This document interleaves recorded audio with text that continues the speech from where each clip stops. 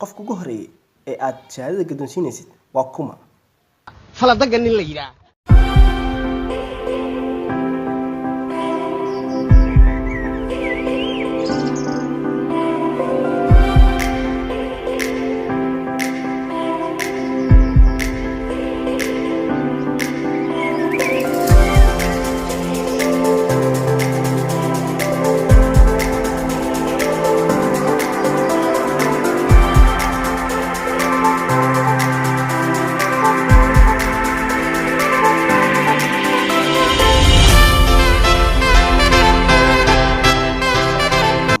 guys ولكن ودني بحر ودن له soo dhawaada fadlan hadii aad ku cusubtahay channelkayga subscribe saar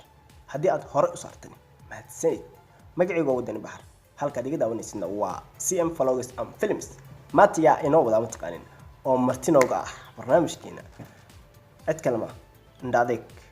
abwaan dhiirane waxaan rabaa inaan weydiiyo su'aalo dhowr ah la socdo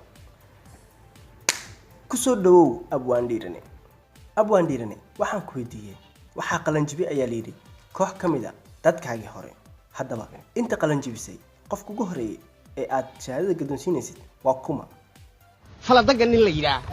qofka labaad oo aad shahaadada guddoonsiinaysid waa kee idla yare waxaad noo sheegtaa dabacsan baryahan waa laga waa jaamacadda maxaa jiro dabacsan isaga jaamacadda waan ku eerinay oo dabacsan dib uma soo laabanay miya oo gibigiisa baad celiseen okay waa macquul inuu soo laabanay okay waxaan kaloo ku weydiiyay iidaadi shahaadada maxaa u sii weyseen iidaadi maxaa ka qaldan iidaadi jidka fadhiisa dadka fiiriyo faduuli fakalsiga la yiraahdo ayuu ka baxay laakiin waxba ka khaldanay MB baa isagana saaran oo calaamad ayaa saaran dib ay u celiseen okay waxaan kaloo ku weydiiyay farxiye kaba yare sababta lagu haysta maxay tahay oo shahaadada loo aqbali la yahay codsigeeda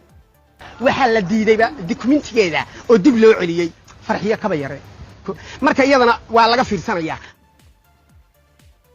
okay waxa kaloo ku weydiiyay daahir cali sow macnaheedu jaamacadda ayuu dhameeyay macnaheedu maxaad ku tilmaamay waayahay daahir cali sow soo dhaweynayna waa ardadayada ugu firfircoon buu kamid yahay ee ka baxay jaamacadda Indhacdays International University wuxuu kamid yahay miyaa dadka u firfircoon oo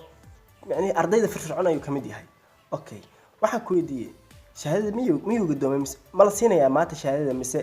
dib ayaa loo celiyay isagana waayahay daahir cali soo dhaw baan leenahay waa ardada maanta qaadanaya shahaadooyinka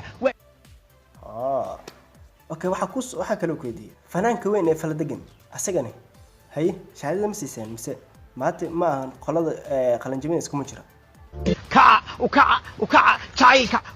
waa laguma dhaamay dhaqaaq isaguna maanta ardada qaadanaysa shahaadooyinku ku jira maamalyuun ayadana shahaadada ma siiseen mise ardayda kama mid ahayn maamalyuun waxay maanta ku jirtaa ardada qaadanaysa shahaadooyinka aad baan ugu faraxsanahay inaan maanta shahaado siino oo waaba la siiyay wow su'aasha kale aan ku weydiinaa waxay tahay